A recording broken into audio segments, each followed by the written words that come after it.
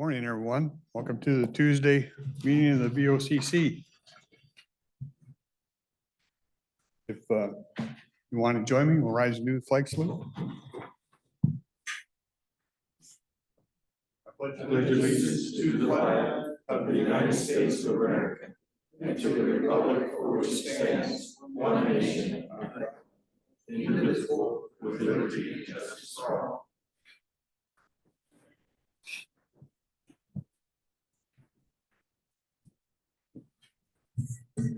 Okay. I guess the minutes review is from 2 weeks ago. There was no activity last week, right? Well, that's rather crude saying there was no activity last week. We don't have any reportable activity. Okay.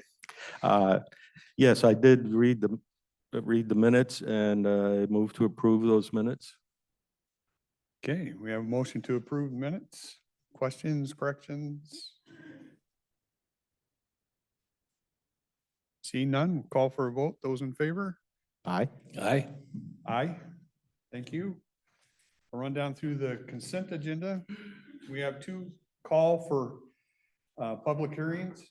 The first one will be September 24th, 2024 at 9:30 a.m. It's to consider a rezone request and comprehensive plan amendment brought by Bo Stordahl for 9 properties comprising 108 acres. And then we also have a public hearing set for October 15th, 2024 at 9:30 a.m. for 2024 budget amendment. We do those basically quarterly, I think is how we're on schedule there. We have a call for bids for high density polyethylene pipe scheduled for October 2nd, 2024 at 1:30. The bid is out. We use this pipe up at the landfill. Agreements, contracts, bid awards. We have a professional service contract with Reliable Administration Solutions for the continual need for technical support for Spillman software. Spillman software is what our law enforcement uses. I looked through this contract. What it basically is, we have a contract that runs through 2025, but the company has been sold to a different entity. So it's a reflection of that sale. The amount hasn't changed. It's $66,000 a year. Corrections pays 25% of it. Law enforcement records pays 75% of it. So there's really no changes to the contract. It's just reflecting a sale. Number 5 and 6 is we had out for bid our food services contract for Cowlitz County Jail, and the Juvenile Detention Center was up for bid. And that was awarded to Trinity Services Group. It's a 1-year contract with 4 yearly extensions. So really they'll be in place for 5 years. The initial cost for meal for the county jail is $1.96 roughly, and for juvenile $2.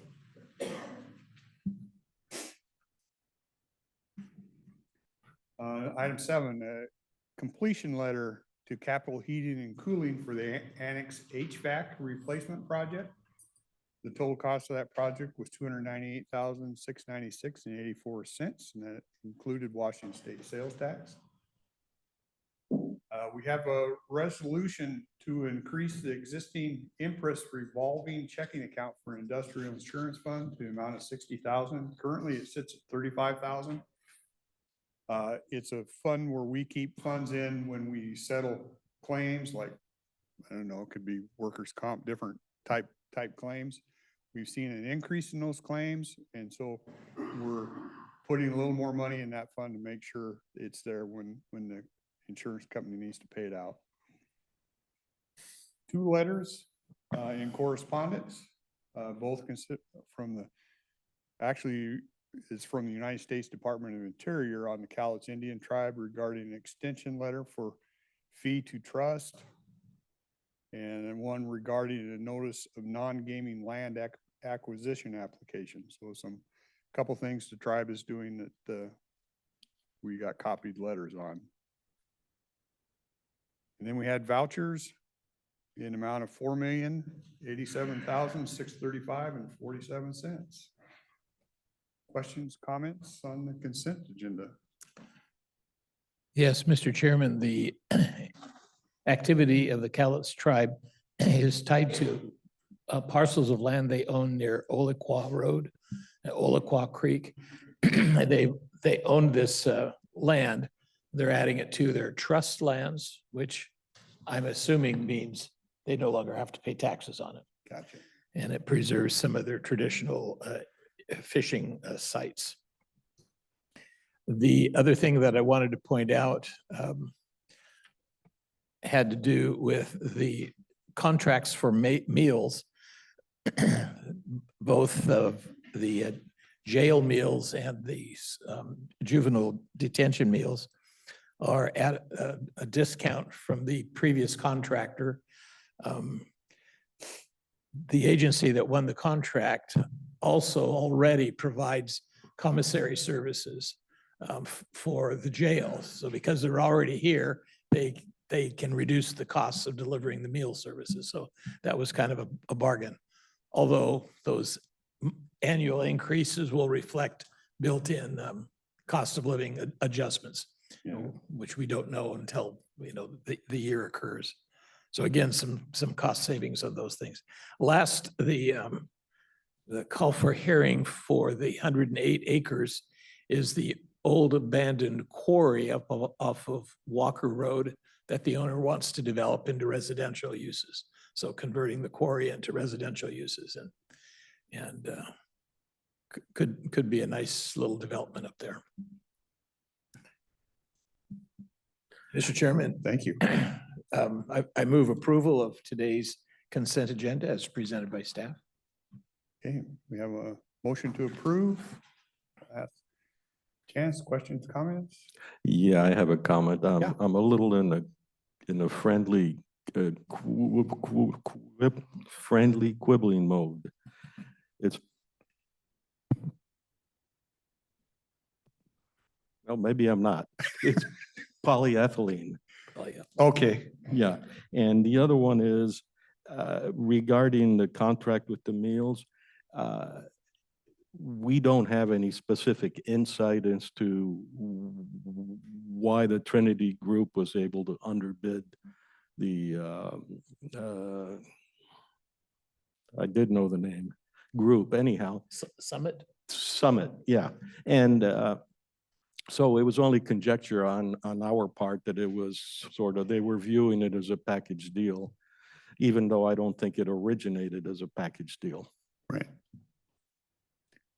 I'm only quibbling. Any other comments, questions?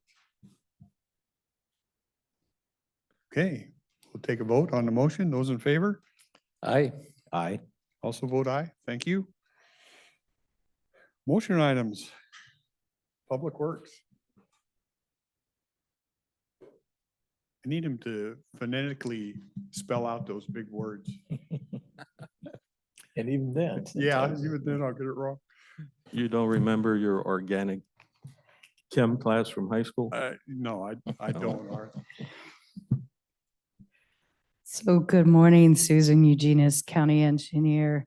Public Works has one item on the agenda today. Item number 10 is amendment number 2 with RH2 Engineering for the Toutle Water System Improvement Project. This is to provide design for the Shadow Mountain Road water system improvements. The increase is $35,000. This increase is coming as a request for additional work from staff. It's for the addition of a design for $100,000 gallon reservoir to replace 2 booster pump stations. The decision was made to go with the reservoir because it increases the fire safety in the area and the system reliability during power outages so that when the power is out, there's water in the reservoir, so they will still have water as it drains down. So the Shadow Mountain project is something that has been congressionally funded. We have a grant from them to work on improving the water supply. And Ye- then this would also increase the capacity and public safety aspects because it's on a hill overlooking Tootle Yes. Tootle Lake High School and the community there. Yes, this system will be fed off of the reservoir, the existing reservoir behind Tulu Lake High School. And it's partially funded with congressionally funding and ARPA funding and local dollars. Okay.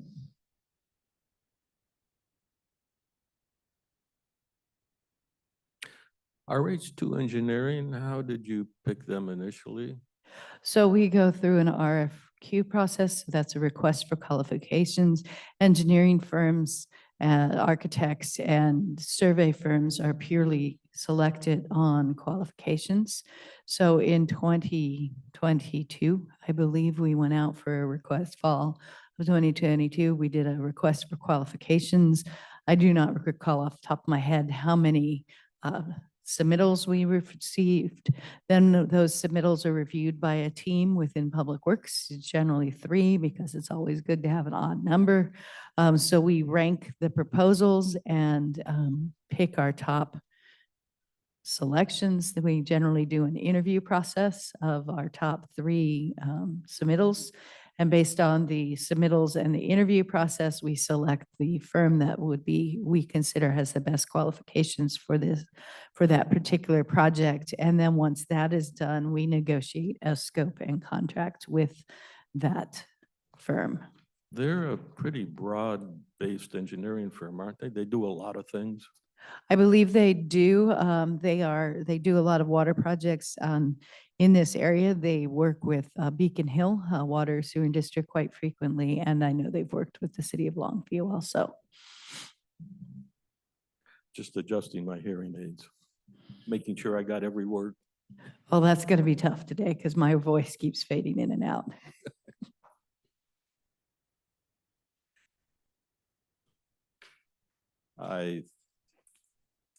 Mr. Chairman, like a motion? Sure. I move that we approve amendment number 2 with RH2 Engineering as has been so nicely presented by our county engineer. Okay, thank you. We have a motion to approve on item 10. Questions, comments, concerns, anything?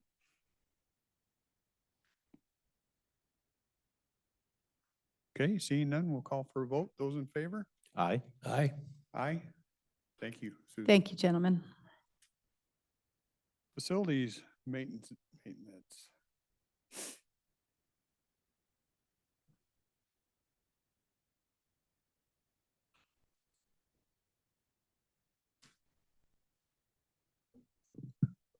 Good morning, Savannah Clement, Public Services. So today we have in front of you not only a bid award, but a contract execution for the annex roof replacement project. We went out to bid and received 4 bids back on this project. We would like to award today to the lowest bidder, which is actually a WeatherGuard, a local company, which we always like to see as a lower bid to get an award. We did also have another local company, Pac Tech, who also bid on the project. This has been on our replacement plan, our 5 years facilities plan for a couple of years. We're hoping to get the work completed by the end of October, which is why we're trying to get not only the bid awarded, but executed as well today, just for timeliness. The contract total, that's probably important, is $191,235. I know a question we get quite often on the roofs, what's the warranty and stuff on these? Because I know we get that question at times. I do have a facilities project coordinator here, Jason. This isn't Jason's project. Our other coordinator's on vacation. Do you happen to know what the warranty that they potentially provided? Yeah, I don't know either. I could look at our contracts. I know we got that question on Mhm. HHS, and I'm trying to remember what they. The TPO product itself has a warranty on the material. I would have to check though on the I don't want to, someone said yesterday, I don't want to assume, Yeah. to guess. So I can find that out, but it would not be right now. Yeah, I don't that's have that fine. information now. Fine, I just seen if you had it off the top of your head.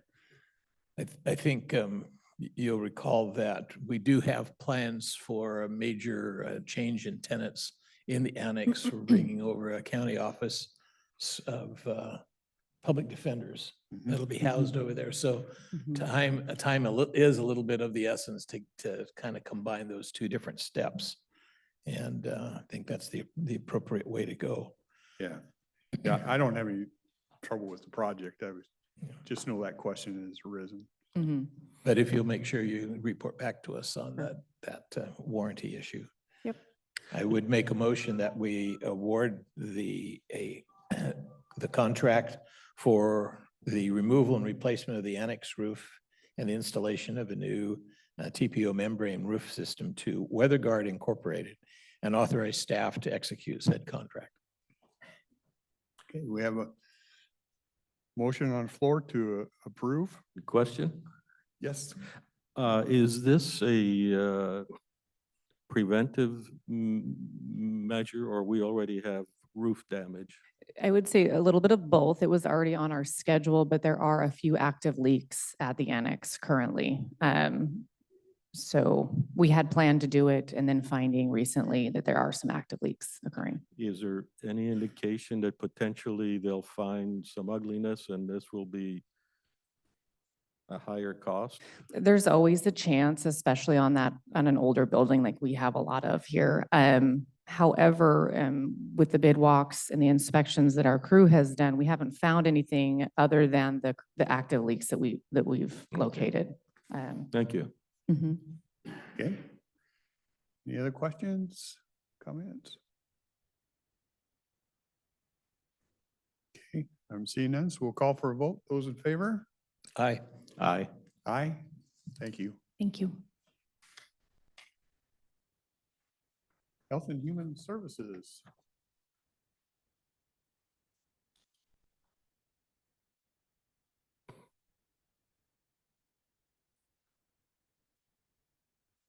Good morning, Gina James, Health and Human Services. We have two items on the agenda this morning. The first is a contract amendment with the Washington State Department of Commerce. This is an amendment to our Consolidated Homeless Grant. It's a 2-year contract. So we're in the middle of this, just started the second year of this contract. They've had an amendment to correct a miscalculation with the HIN funding budget from the original contract. So there's some funds in this amendment going towards the HIN program. There's some other funding in this amendment. Sorry, I'm going to backtrack a second. The HIN funds then we're passing down to Lower Columbia CAP, which is the second item we have on the agenda, is passing those funds down to CAP. The remaining funds that are in this amendment are, at this point, we're not allocating out, and we're looking at utilizing for some of our current contracts that we have with coordinated entry and other document recording fee contracts. This contract also pays for a lot of our time doing coordinated entry and administering the contract, doing point in time count, that kind of thing. Some of it was a miscalculation, but I think yesterday, the legislature also did an additional, Yes. whatever you want to call it, to the counties. Yes, they approved some additional funding, and they've included that in this amendment as well. And that's the funding we're looking at utilizing for some of our current contracts, like coordinated entry and programs. These kind of funds are all, and I always mention this because people look at the gross number, but these are our reimbursement funds. If we have enough to reimburse up to 8 million, we get 8 million, but if we don't, we don't. Right, right. And we've historically not spent out these contracts. So in this case, the state automatically offered us 1.306. Yes. Well, probably about, I would, just doing the math, if 500,000 is HIN, probably that was probably the miscalculation. I'm just assuming. Yeah, And- part of Yeah, Yeah, part of it was the HIN miscalculation. The remainder, I think it was is it 800 and some thousand that was approved in the legislature. By, that's an amended calculation because the data input was amended. We've had different statistics for the hen at the beginning, which I assume was the end of last year. For hen, yeah, there was a miscalculation when they did that allocation. But miscalculation, I'm trying to find out what was miscalculated. I believe Was, it, was the data that we supplied them in error? Or are we No. updating that data and now they're seeing that they're behind and they It- need? it was more so just a typo, administrative Oh. error, not Oh. on our part at the state level. Yeah, I think one of the other real live challenges is the state makes the HEN awards available based on the determination of disabilities for workers. They're not able to work. But that investigation does take some time. And so they do have, this is not that uncommon that they make periodic adjustments as they complete their investigations and realize there are more people eligible. Some people go off and they get employment and housing and all that stuff. So you use the acronym HEN, which conjures up fried chicken in my mind, but I know it means something other than just that. Can you just share a little bit of what HEN yes. goes for these disabled folks? Yes, so HEN stands for Housing and Essential Needs. It's a program that's set up by the state Department of Social and Health Services. And if you are unable to work for a period of 90 days or more, you may be eligible to receive HEN. What it provides is essential need items. So it can help with like laundry, detergent, shampoo, those types of household essential needs, as well as potentially help with housing. So during this time period that you're working with the state to determine your level of disability and sort of evaluating the reason you're unable to work and creating next steps with your case manager at the state, the HEN funding that we're passing through to CAP can help pay for your rent during that time. So if a client has a pretty hefty bank account because they have been working and they've accumulated savings, that's part of the investigation. I mean, they have to meet pretty low There's income income standards. thresholds, yes, they do have to meet the income thresholds. Yeah, the investigation is not conducted by us, it's by the state. So they tell you this person's eligible. Correct. You also mentioned something called coordinated entry. And again, the public might not be familiar with that terminology. We use that to do what? So coordinated entry is a system that all communities have established. It's a referral system. So there's certain programs in the community, certain housing programs that are required to take referrals from coordinated entry. And so coordinated entry is a process where individuals connect with someone. We currently are working with Community House on Broadway, Emergency Support Shelter, and Family Health Center. So someone could connect with any one of those agencies if they're have lost their housing. They will talk to that individual about their housing situation, refer them to any mainstream services that might be beneficial in the community. Sometimes individuals are also looking for food assistance or other mental health or other things, so they'll try to connect them that way. They, in the process of asking some questions about their housing situation, they will input some of that information into the homeless management information system. Then when there's programs that have an opening for housing at HHS, we take a look at the information and identify who's eligible for that referral, and we'll do a referral for that individual. And then the last thing that you mentioned that this contract helps to provide is funding point in time counts. Again, describe that particular program.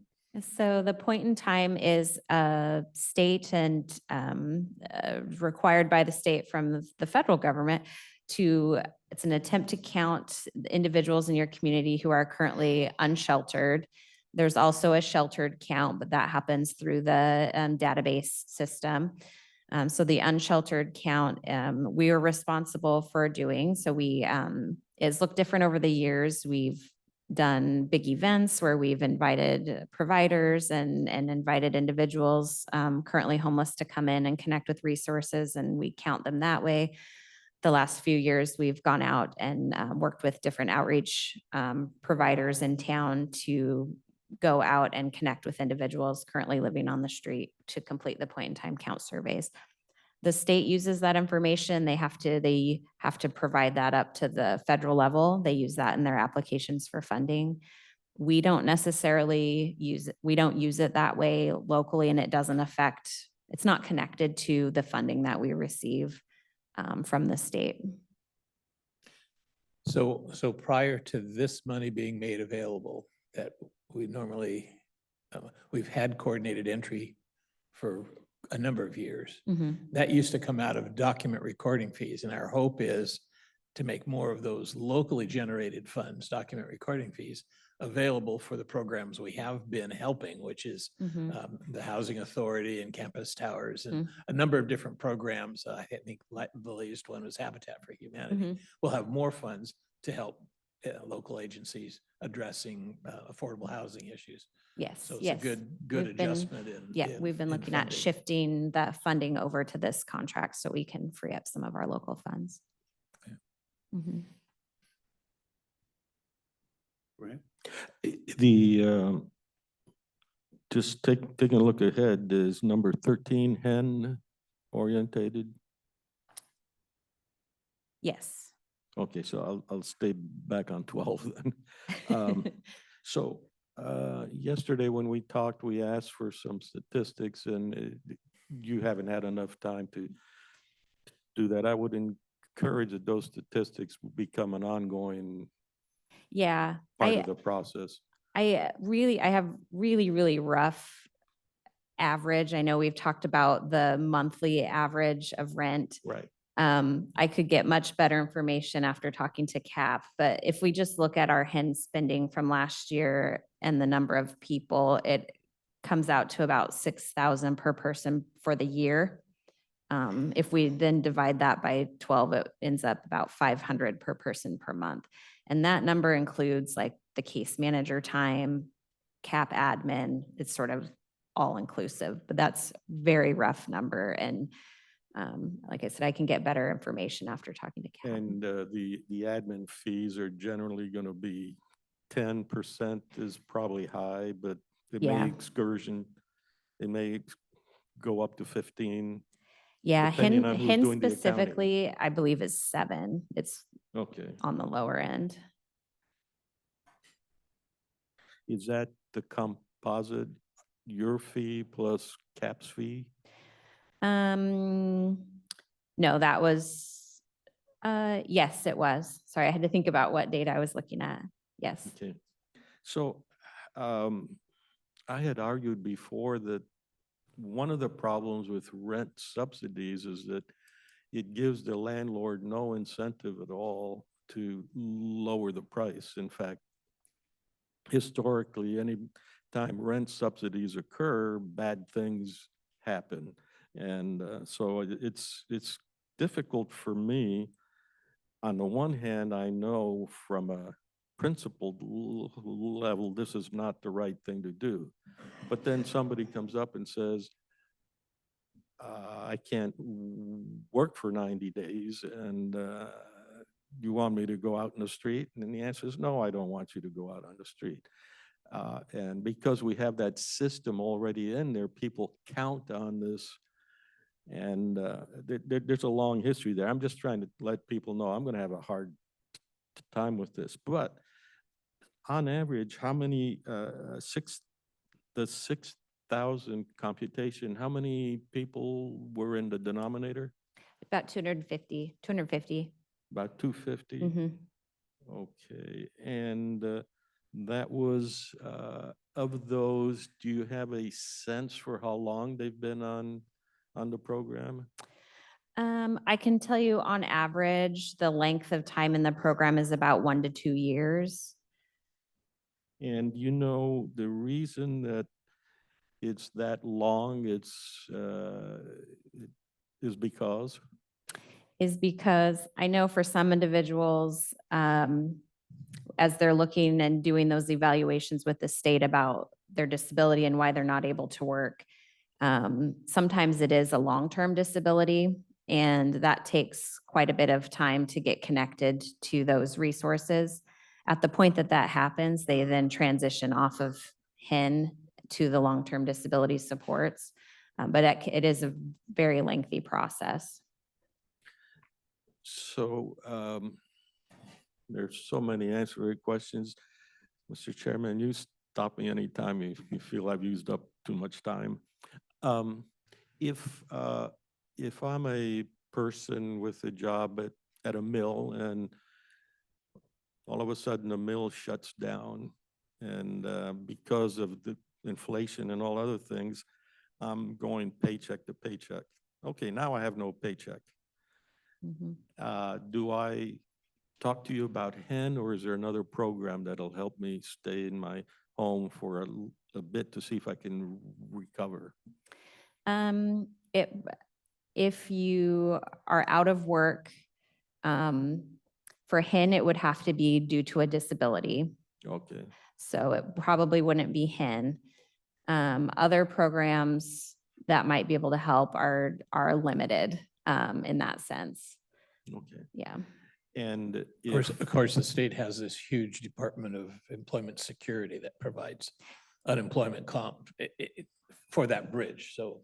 yeah, but and that's a good thing as a bridge, but then they have to compete against some other subsidized housing. And so, like I said, the landlord doesn't have incentive to drop Yeah. the rents. Yeah. Hopefully you'd be going out and looking for another job. So when I see someone in the street that is a visible physical handicap, like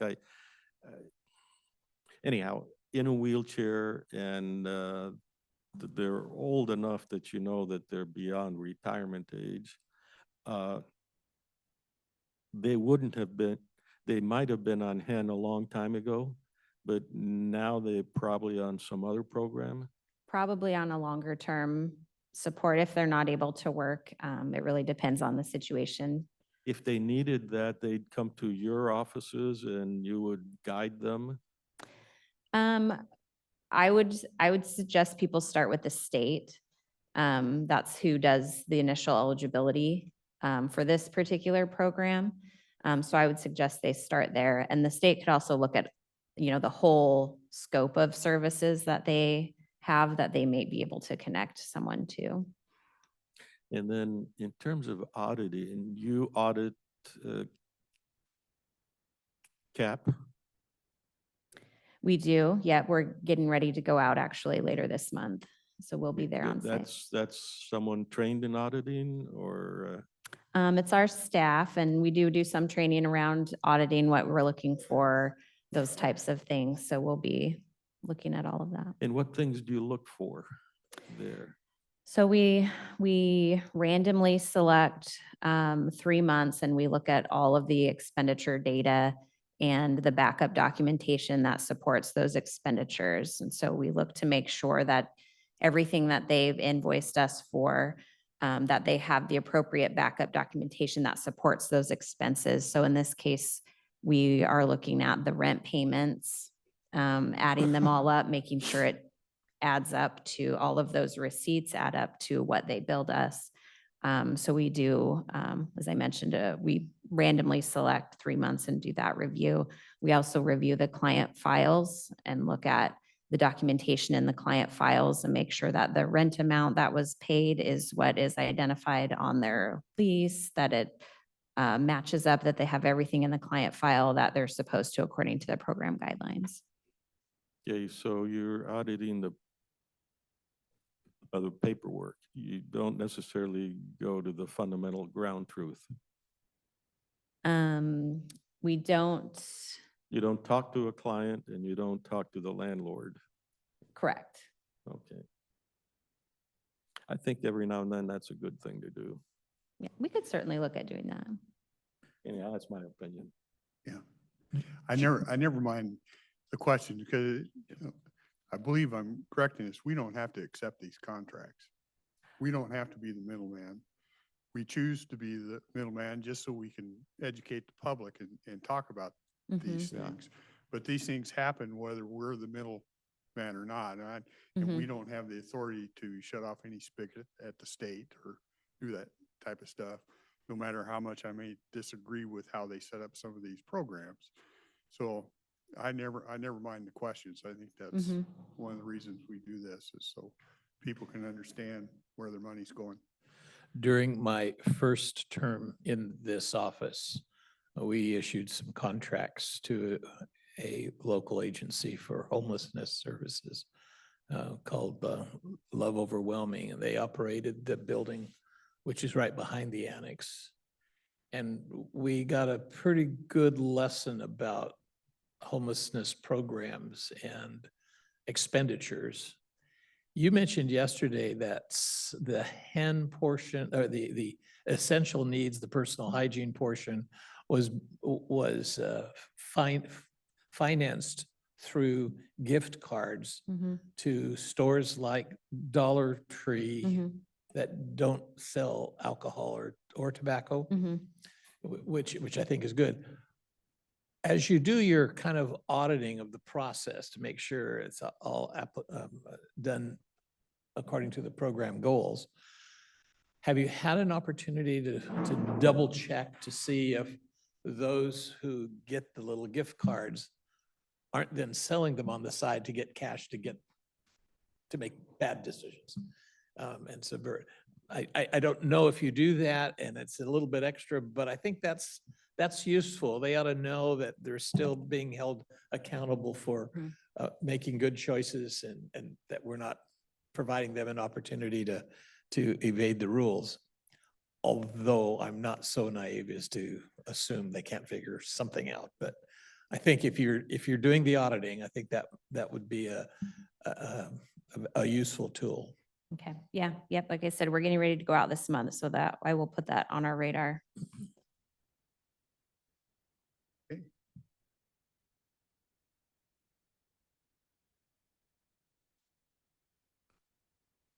Go ahead.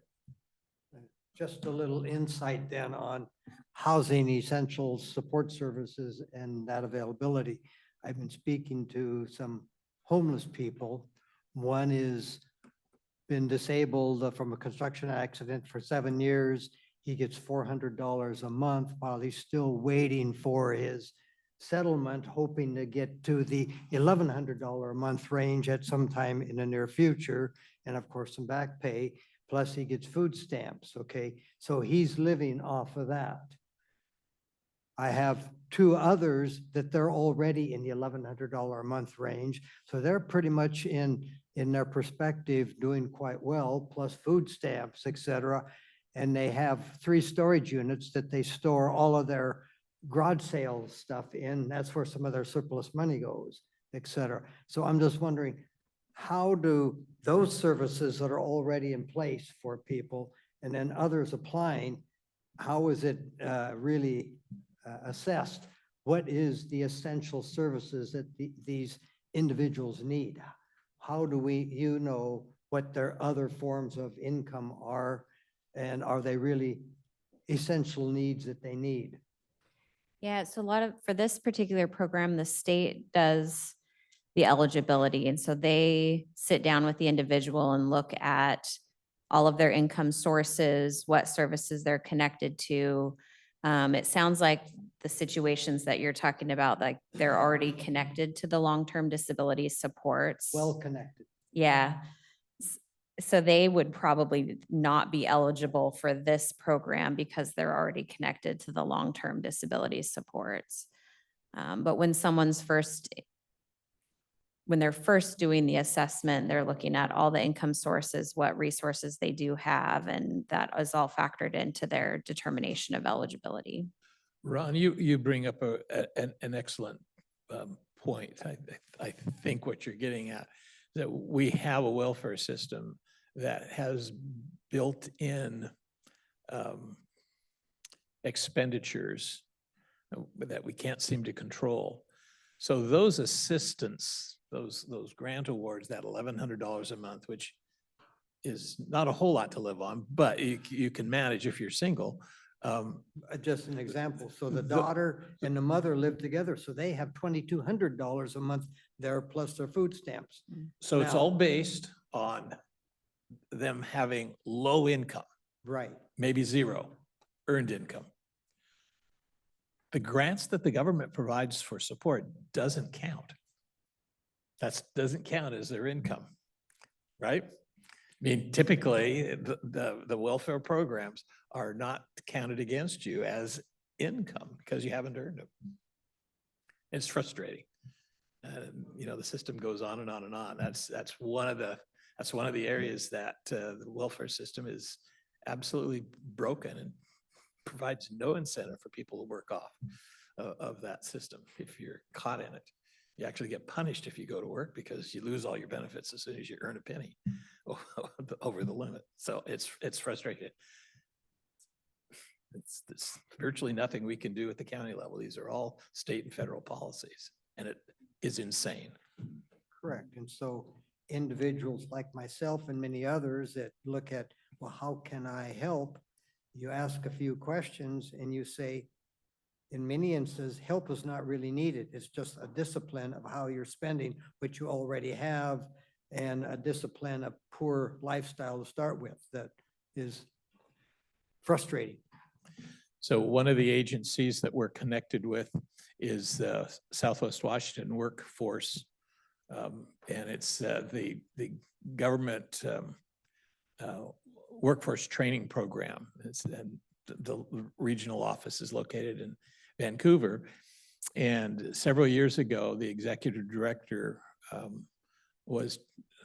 got funding from the federal government to do a program that was specifically designed to serve clients living in the Highlands and in South Kelso, to get them work training and working with employers with a ramp down of the benefits. As their income goes up, they don't get all of it taken away. It's ramped down.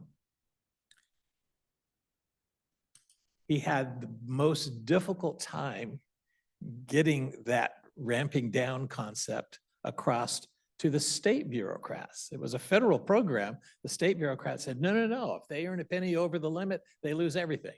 And he went around. It took him a year to get it approved. And then COVID hit and we couldn't get anybody to join. And the time for the program has expired. But it's an example of this built-in disincentive of a welfare system that's horribly broken, very wasteful.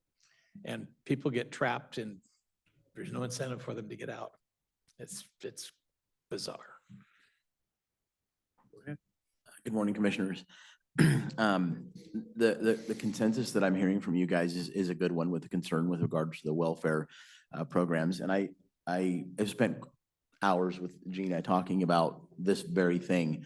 And I appreciate your comments, Commissioner Dahl, with regards to the questions that Commissioner Mortensen is asking, because one of the things, correct me if I'm wrong, Gina, that I got from our conversation is, as much as we may not agree with these programs and how convoluted and crazy they are, if we are involved in that money passing through our county, we can at least mitigate some of the craziness and have some controls over the things that are taking place, as opposed to just allowing Olympia to come into our county and do what they're going to do. So I appreciate the conversation and you guys taking the time and energy to go through that.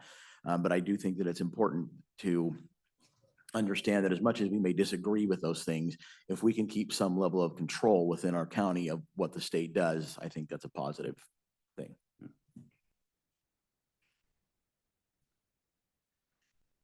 Well, I could go on and ask a lot of questions, but at this point, maybe I should just make a motion to accept the contract amendment, item 12. Okay, I so move. okay. We have a motion to approve the contract amendment, item 12. Any other questions, concerns? Okay, I'm not seeing any. I'll call for a vote. Those in favor? Aye. Aye. Aye. Okay, the next one, item 13 is kind of connected in the sense you're transferring some money out of that. That's correct. It's the pass-through with cap specifically for the hen funds that are coming in the amendment. In several meetings ago, or something like that, there were comments made from email or the public regarding that we are incompetent because we return funds back to the state when we don't spend them. And I think that's a positive testimonial to, in this case, our HHS and CAP, in that just because the money is there doesn't mean you throw it away No. or throw it out. I agree with you, and that's another reason I think it's okay that we're the middleman on this, because as was stated, we have a little bit of control. We don't have a ton of control, but we have a little bit of say and how that's managed. So I think that's important. Yeah, and I think both you and the speaker have swayed me enough to make the motion on 12. But it's always, you can't get there from here in one day. But if you continue putting pressure on making sure that it is properly spent, you will be doing everybody a good turn. Somebody want to give me a motion on 13? Okay.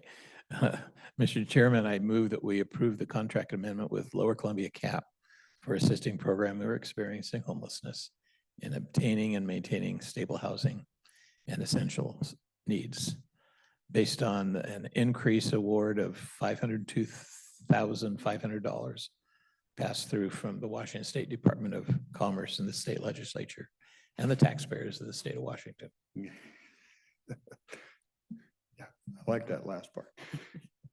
Okay, we have a motion. Any questions, comments on that?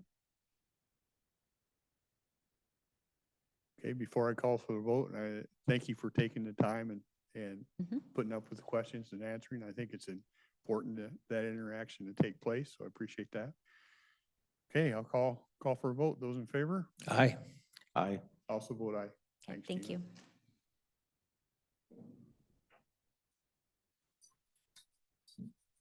Okay, last time we have under miscellaneous is the Board of County Commissioners vote and appointment of Board of Health members. The Board of Health gave us 3 recommendations. Under other community stakeholders, Lorna Stewart. Under consumers of public health, Kelly Lane. Under public health, healthcare facilities or providers, Karen Joyner. So that was the recommendation from the Board of Health. I don't know if you want to hold discussion on that, or you want to put a motion on to open discussion, or what you want to do. I'll go ahead and make a motion to accept the recommendations as you just presented. Okay. So we have a motion to accept the recommendations given to us by the Board of Health. Open it up to any discussion would like to have.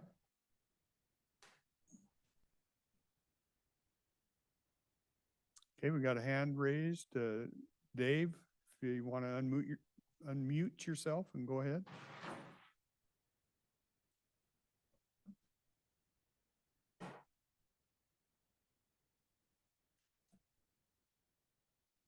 I don't know, the hand went down, still raised by mistake. Okay. He didn't have a question. All right. Okay, seeing none, we'll go ahead and call for a vote. Those in favor? Aye. Aye. I was just, No. Abstain? Yes. Okay. No, opposed. Okay. Motion passes. I'm sorry for the delay. I had seen a comment and I was wondering if it would made any sense at all. Before I open it up to public comments, tomorrow at 2:30, in our workshop, we have Southwest Washington Regional Airport. If it be- Excuse me. I know we've had change in management over there, so we'll get an update on that. I'm a big fan of our regional airport, so if anybody has similar interest, tomorrow at 2:30, they will be in and we'll have, you'll be able to have some discussion with them. Yeah, the topic at that time is going to be the annual budget that the airport presents to the four principal entities, the Port of Longview, the county, the city of Kelso, and the city of Longview. Okay. I should back up just a hair on our approval of the new Board of Health members. We'll swear them in at the next meeting, which is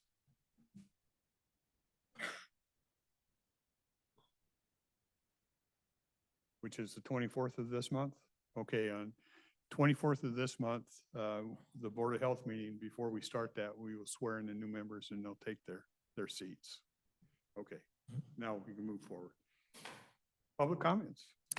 Actually, I did want, in terms of upcoming events, you should have been receiving some email invitations from the Spirit Lake Toutle Cowlitz Collaborative on Thursday. You're invited to attend a workshop. We've been before, it's boots on the ground type Yeah. of thing. So I just wanted to remind you of that if you haven't put it on your schedule yet. That's on Thursday, the 12th. Rob, go ahead. Every time I hear when you're approving expenditures, budget items and whatever, and you mention that cost also includes Washington State sales tax, that just really, really irks me. That's like we're being taxed doubly. I mean, we're being taxed to pay for those expenditures, and then we're being taxed again Pay the sales to tax. pay the sales tax. I work for the Census Bureau as a field representative, and they frequently send me out of town to do some work. And when they put me up in a motel or a hotel, they give me a letter, a tax exempt letter that I give to the hotel because I'm a federal employee, I'm exempt from paying any taxes at the hotel. I don't understand why, since you're a government agency, a county or a city, why can't they be tax exempt? Like the federal government is tax exempt when they have expenditures like that. What would need to be changed? That's the wrong question. It should be, why are not the people tax exempt? I'm speaking for Tim Shea, of course. Yeah. So I've got just a little bit of experience with that, with my work with the State Counties Association. And we often ask for those kinds of exemptions. Paying sales tax on highway construction projects is duplicative, I mean, the taxpayers are paying for the construction. And then the additional tax, which is recycled through the state and comes back sometimes in the form of grants. It is kind of crazy. The legislature requires it. That's the best answer. The legislature needs that money to pay for all the other things. Consolidated irks me- housing it irks me contracts too, Rob. and other types of programs. It's a fiscal decision made by the legislature every time that they pass the bill. They could exempt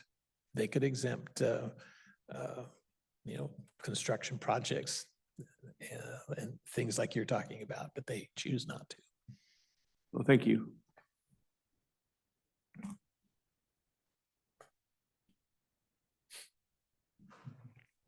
Good morning. Dennis, clarification. I did not understand or hear your vote on the Board of Health. Oh, I voted no. I'm No. sorry. Okay, thank you.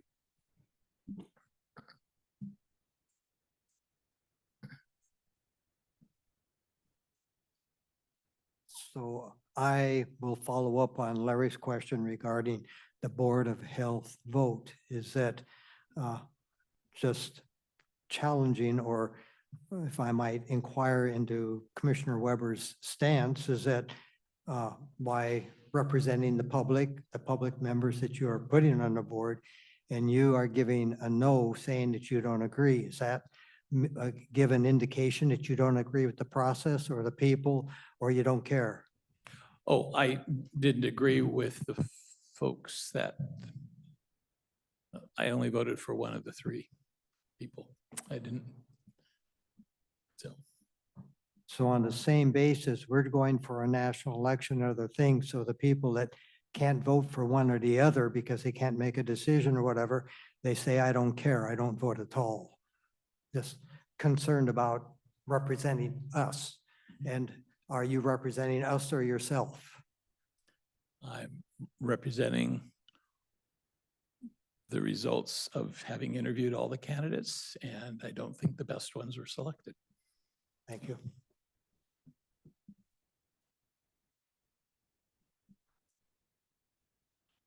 Any other questions, comments? It's your time.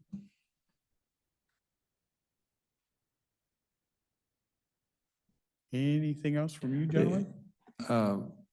That meeting you mentioned, Dennis, that's Thursday. this coming Thursday. And then there's the Mount St. Helens Institute meeting also. That's the 24th of this month. That's the one, that's, yes, that's a meeting with legislators. Yeah, Their ultimate goal is to get funding for improvements so that they can host the outdoor school on site. Right now, they're limited because they don't have right. it's not designed for, Right. for overnight stays. And that Tuesday is complicated for us, isn't it? The 24th. Yeah, because it's a Tuesday and it's in the afternoon, 2 to 4. Are we all planning to go? I expected I would go. I'm planning on going to. If it works out, yeah. Okay.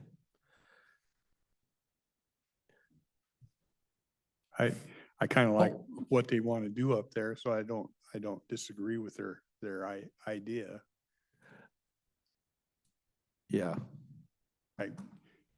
My thing, I just want, whenever they get it done, it needs to be self-supporting and not supported by the folks. right. Yeah, that's part of that. If we use the term investment in partnerships rather sloppily here, and I've always marveled when they say we invest $1 for you and we might get back a dime later on. With that kind of investment, I can only go so far. Yeah. Okay. Anything else, gentlemen? I see nothing there. Oh, I do see a hand. Dave, did you have a comment now? Go ahead. Yes, I hope I'm unmuted right now. We can hear you. Yeah, I would just say in regards to Commissioner Mortenson's comment on investments.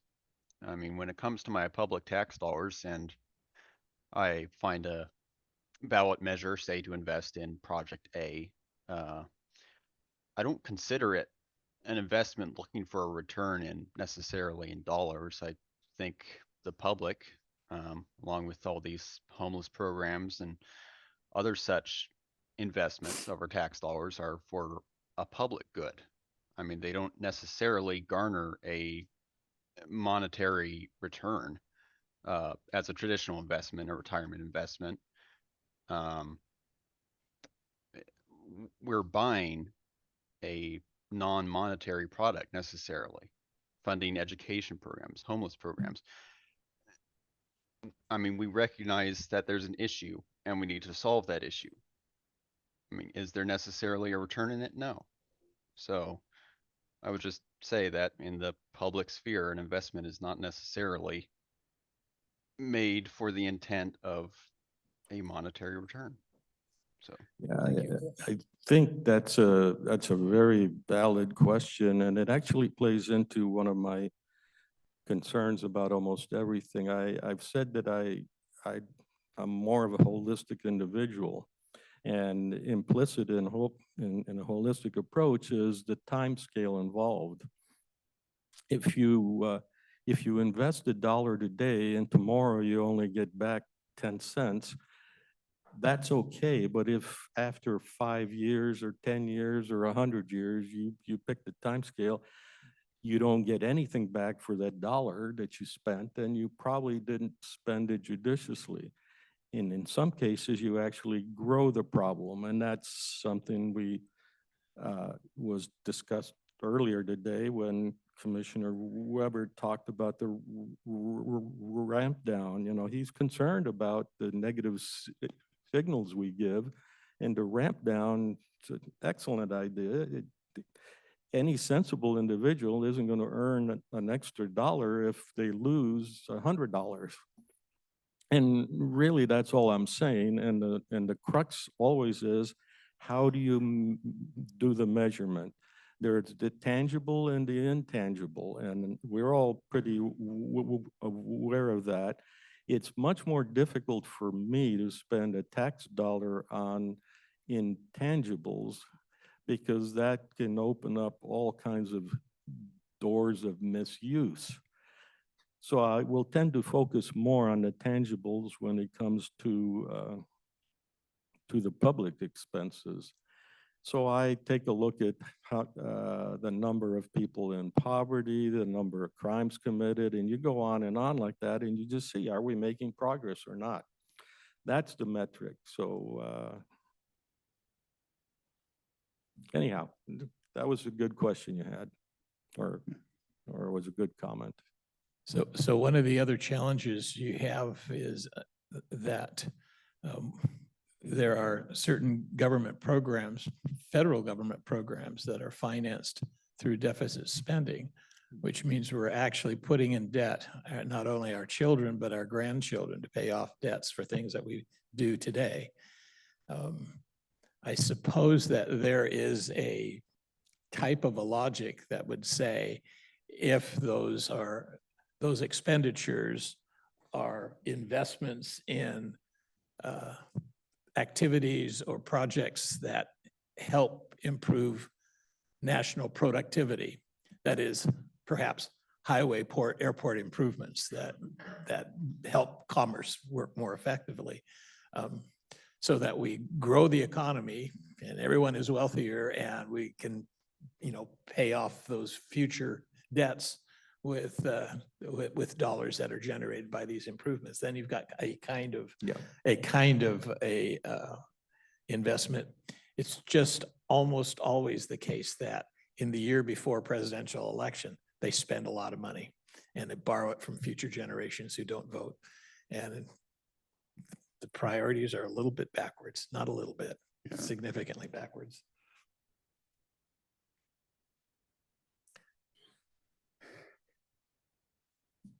Anything else? Okay, we appreciate your attendance. We appreciate your participation. We will adjourn. Thank you.